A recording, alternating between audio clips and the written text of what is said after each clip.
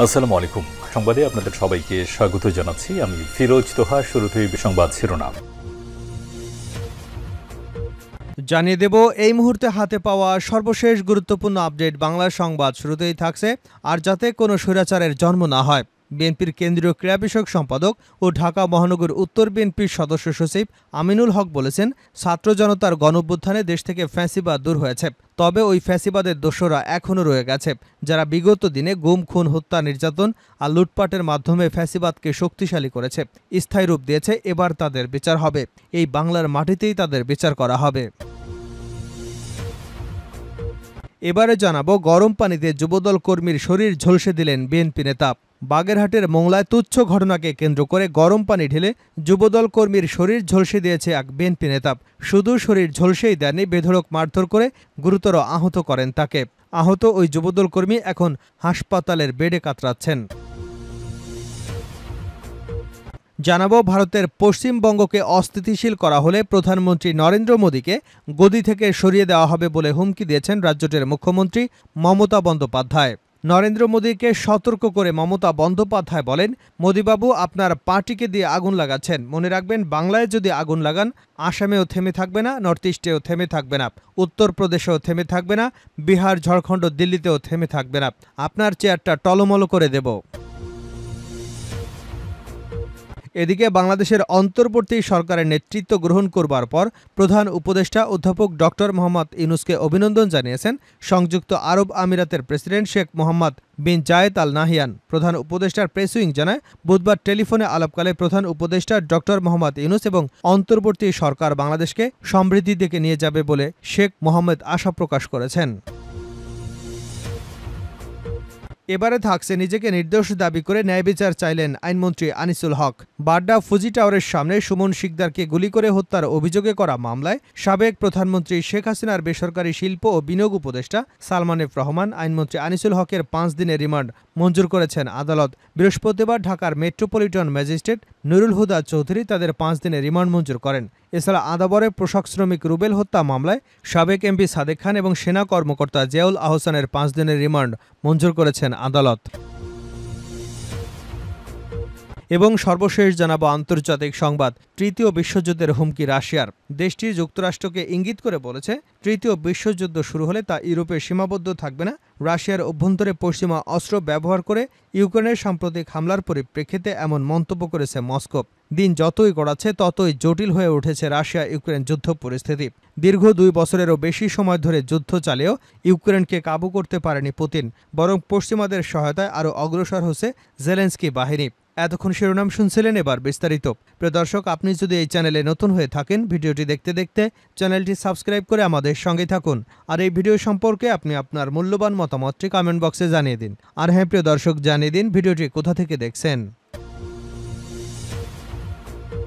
আর যাতে কোনো স্বৈরাচারের জন্ম না হয়, আমিনুল হক। বিএনপির কেন্দ্রীয় ক্রীড়া বিষয়ক সম্পাদক ও ঢাকা মহানগর উত্তর বিএনপির সদস্য সচিব আমিনুল হক বলেছেন, ছাত্র জনতার গণঅভ্যুত্থানে দেশ থেকে ফ্যাসিবাদ দূরীভূত হয়েছে, তবে এই ফ্যাসিবাদের দোসররা এখনও রয়ে গেছে, যারা বিগত দিনে গুম, হত্যা, নির্যাতন আর লুটপাটের মাধ্যমে ফ্যাসিবাদকে শক্তিশালী করেছে, স্থায়ী রূপ দিয়েছে। এবার তাদের বিচার করতে হবে। এই বাংলার মাটিতে তাদের বিচার হবে।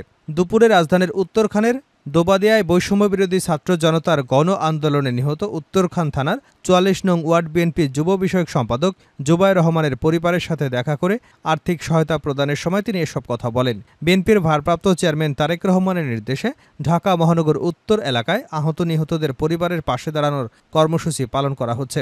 জাতীয় ফুটবল দলের সাবেক অধিনায়ক আমিনুল হক বলেন, ছাত্র জনতার আন্দোলনে যাদেরকে হত্যা করা হয়েছে, যারা আজকে ভিকটিম, যারা আজকে তার স্বজনদের হারিয়েছেন, তারা যেন বিচার পায় সেটুকু নিশ্চিত করা হবে। তারা যেন মুক্ত স্বাধীন দেশে সম্মানের সাথে থাকতে পারেন, তাদের যেন সকল অধিকারের সম্মানের সাথে বিবেচনা করা হয়, সেটা নিশ্চিত করা হবে। দেশে আর কোনো স্বৈরাচার দেখতে চায় না উল্লেখ করে আমিনুল হক বলেন, আমরা চাই বাংলাদেশে সুস্থধারা রাজনীতি, যাতে বাংলাদেশে আর কোনো স্বৈরাচারের জন্ম না হয়। আমরা চাই বাংলাদেশে গণতন্ত্র পুনরুদ্ধারে, দেশের জনগণের ভোটের অধিকার নিশ্চিতকরণ এবং একটা অবাধ ও সুষ্ঠু নির্বাচনের মাধ্যমে জনগণের সরকার প্রতিষ্ঠা হোক। যেই সরকার আসুক, এদেশের জনগণের কথা মতো চলবে। গরম পানিতে যুবদল কর্মীর শরীর ঝলসে দিলেন বিএনপি নেতা। বাগেরহাটের মোংলায় তুচ্ছ ঘটনায় গরম পানি ঢেলে যুবদল কর্মীর শরীর ঝলসে দিয়েছেন এক বিএনপি নেতা। শুধু তার শরীরই ঝলসে দেয়নি, বেধড়ক মারধর করে গুরুতর আহত করেন তাকে। আহত ওই যুবদল কর্মী এখন হাসপাতালে কাতরাচ্ছেন। প্রভাবশালী বিএনপি নেতার হুমকি ধুমকি এবং ভয়ভীতিতে থানায় অভিযোগ দিতে পারছে না আহতের পরিবার। বুধবার সন্ধ্যায় এ ঘটনা ঘটে। আহত যুবদল কর্মী রতন হাওলাদারের স্ত্রী তানিয়া বেগম জানান, উপজেলার মিঠাখালী ইউনিয়নের চটেরহাট বাজার সংলগ্ন দোয়ারিজারা এলাকায় যুবদল কর্মী রতন হাওলাদারের উপর বুধবার সন্ধ্যা 7:30টার দিকে অতর্কিত হামলা চালান সুন্দরবন ইউনিয়নের মাদুরপাল্টা এলাকার বিএনপি নেতা ফরিদ শেখ। এ সময় ফরিদ এবং তার ভাতিজা সুজন ও ভাই রিয়াজ খোনকারের বেড় এলাকার সবুরের চায়ের দোকানের চায়ের কেটলি এনে গরম পানি দিয়ে রতনের শরীর ঝলসে দেন। এতে রতন আর্তনাদ শুরু করলে তাকে বেধড়ক মারপিট করতে থাকেন ফরিদগং। নির্যাতনের এক পর্যায়ে রতন অজ্ঞান হয়ে পড়লে তারা মারধরে ক্ষান্ত হন। খবর পেয়ে তার পরিবার তাকে উদ্ধার করে উপজেলা স্বাস্থ্য কমপ্লেক্সে ভর্তি করান। বর্তমানে হাসপাতালের বেডে শুয়ে কাতরাছেন টাইলস মিস্ত্রি রতন। রতনের স্ত্রী তানিয়া জানান, ফরিদগংয়ের ভয়ে তারা থানায় অভিযোগও দিতে পারছে না। তিনি বলেন, আমার স্বামী বিএনপির এক পক্ষের সমর্থক এবং ফরিদগং অন্য আরেক পক্ষের সমর্থক। এই দলাদলি নিয়েই মূলত এই ঘটনা ঘটিয়েছে ফরিদগং। অভিযোগের বিষয় মোংলা উপজেলা বিএনপির সাবেক সহসাধারণ সম্পাদক ফরিদ শেখ বলেন, আমি আমার ভাই এবং ভাতিজা কেউই রতনকে মারধর করিনি, স্থানীয় জনগণ তাকে মারধর করেছে। মোদিকে গদি থেকে সরিয়ে দেবার হুমকি মমতার।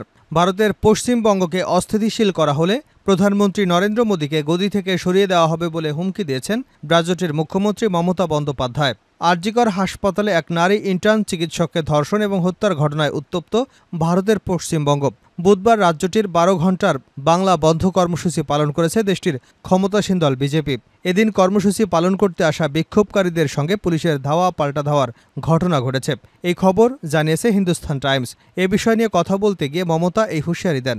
মোদিকে সতর্ক করে মমতা বলেন, মোদিবাবু আপনার পার্টিকে দিয়ে আগুন লাগাচ্ছেন। মনে রাখবেন, বাংলায় যদি আগুন লাগান, আসামেও থেমে থাকবে না, নর্থ ইস্টেও থেমে থাকবে না, উত্তরপ্রদেশেও থেমে থাকবে না, বিহার ঝাড়খণ্ডে দিল্লিও থেমে থাকবে না। আপনার চেয়ারটা টলমল করে দেব। মমতা বন্দ্যোপাধ্যায় বলেন, কেউ কেউ মনে করছেন এটা বাংলাদেশ। আমি বাংলাদেশকে ভালোবাসি।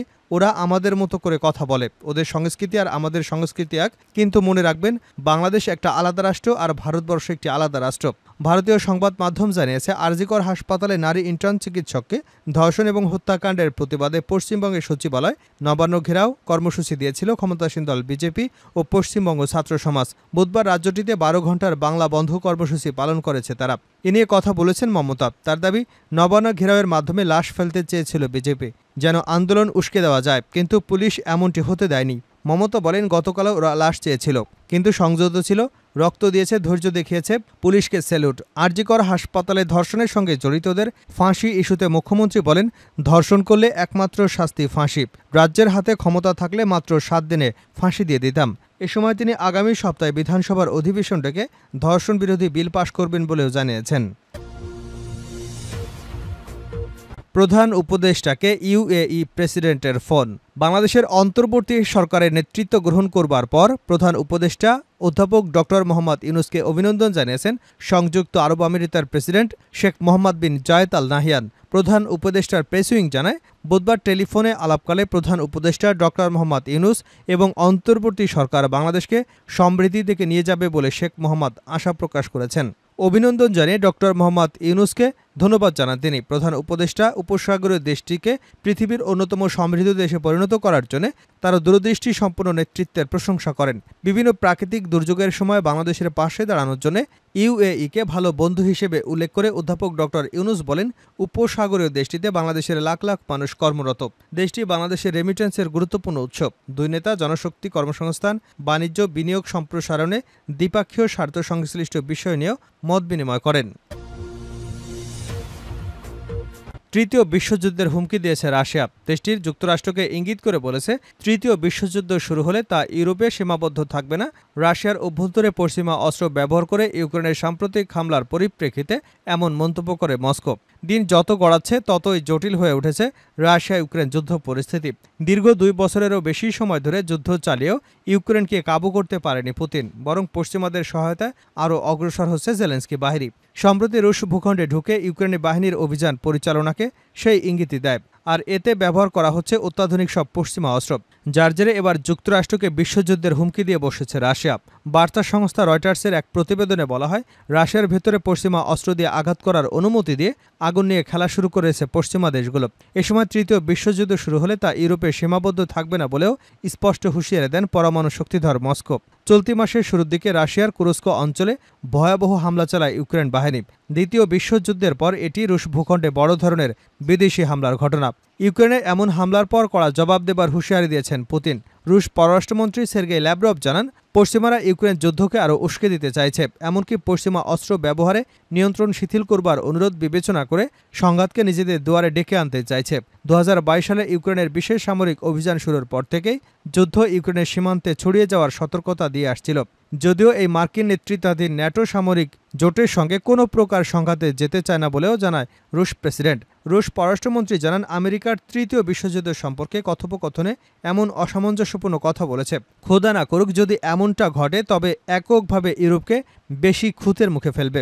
এদিকে আলোচনার মাধ্যমে রাশিয়ার সঙ্গে যুদ্ধ শেষ করবার একটি পরিকল্পনার কথা জানান ইউক্রেনের প্রেসিডেন্ট ভলোদিমির জেলেনস্কি। তবে আলোচনায় ইউক্রেনকে একটি শক্তিশালী অবস্থানে থাকতে হবে বলেও মন্তব্য করেন তিনি।